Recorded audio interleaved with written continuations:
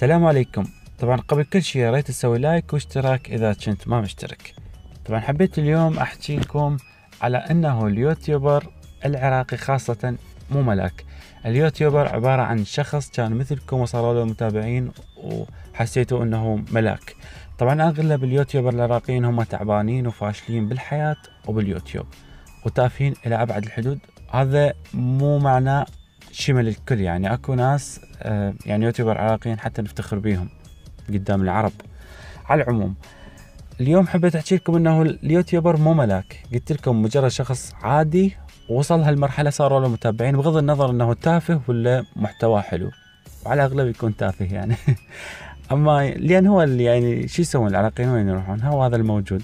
فاليوم او مو اليوم، امس شفت 3 فضايح لثلاث مشهورين على اليوتيوب، يعني على اساس هم يوتيوبرز ومتابعينهم بالالاف ومشهورين وكذا.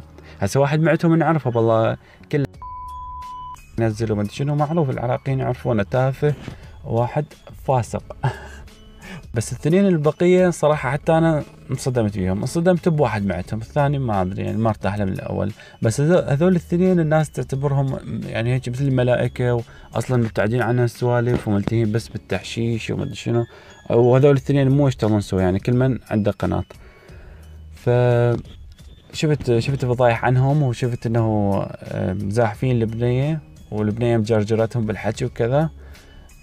طبعا الاول الثالث هو يعني اتفق ويا البنية، كلش اتفق على شيء مو زين، والبنية سحبته بالحكي وكذا، وظلوا يتفقون وهو يقول ايش قد السعر من هالحكي. فالمهم على العموم ردت تقول لكم انه لا تصدقون باي شخص، ولا تعتبرون اي شخص ملاك، بالعكس يمكن يعني جو هذا الملاك الشيطان، يعني ما متوقعينه. انا اليوم اللي ينشرون عني فضيحه، احمد ربي اذا نشروا عني فضيحه انه انا اغلط على البنات، الحمد لله والشكر. يعني اغلط على البنات ولا ازحف، مو شيء حلو يعني. مثل نشوف فضيحه بها غلط وفضيحه بها زحف وبها اتفاقيات على شغلات زائد 18، يعني منو راح يغثك اكثر ومنو تنصدم باكثر؟ الغلط عادي والله، يصير ساعة عصبيه، يصير تلفيق، يصير اي شيء، يصير محادثه وهميه، وحتى لو حقيقه يعني، حتى لو حقيقة ساعة عصبية واحد يغلط كل شيء يصير. بس الزحف وهاي اتفاقيات زائد 18 والزحف والمخابرات والمواعدة، لا هاي شغلات مو ساعة عصبية ولا يعني هيك نزوة ولا أي شيء، يعني هذا طبع بالإنسان، طبع بالإنسان ما يكون خفيف أو ثقيل أو زاحف يعني.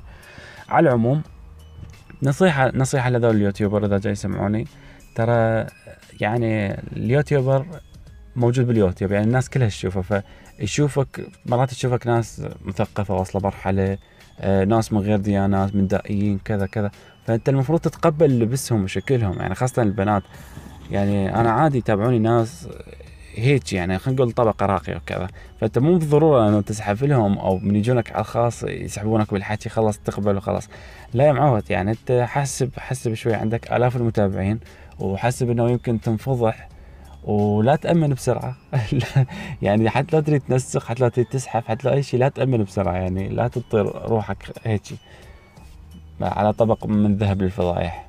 ترى هواي ناس تتمنى تشوف فضيحة حتى تنشرها، حتى تجيهم مشاهدات أو هم حاقدين من الأساس. فنصيحة لكل اليوتيوبرز أو حتى الأشخاص الجدد اللي يريد يصيرون يوتيوبرز أو اللي راح يشتهرون، راح يجونكم ناس من جميع الطبقات، الفقيرة، المسلمين، صابئين، سنة، شيعة، من جميع الطبقات، محجبات، بدون حجاب، بدون كلها سكتة.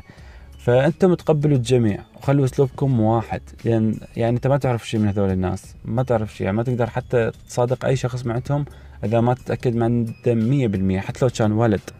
فأنتم لا تثقون بأي شخص. وهارد لكل هذول اللي اشتهروا يعني صراحة فضيحة تخزي، بس يلا إن شاء الله يعدلون نفسهم شوية وهاي الشغلة تفيدهم بالحياة اليومية، يعني إن شاء الله يصيرون ثقال، مو بس قدام متابعينهم، إن شاء الله يصيرون ثقال حتى على الخاص وبطلون زحف.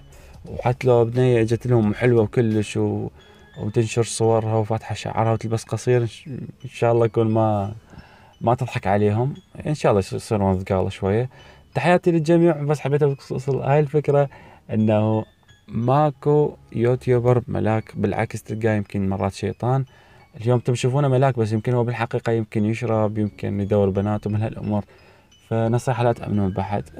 هسه أنا ما أدري شنو جاي أحكي على نفسي، يمكن شملت روحي، لا ما شملت روحي الحمد لله والشكر، مبتعد هاي الأمور. أنا إنسان عصبي، وأصلا أنا العلاقات كلها ما تنجح وياي هاي.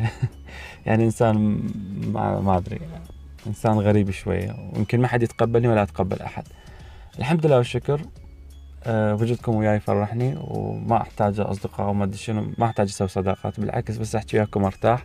تحياتي للجميع، تحيات كل شخص يراسلني والهيام الرسائل كلش زادت. تحياتي للكل والكل ادي سواسية.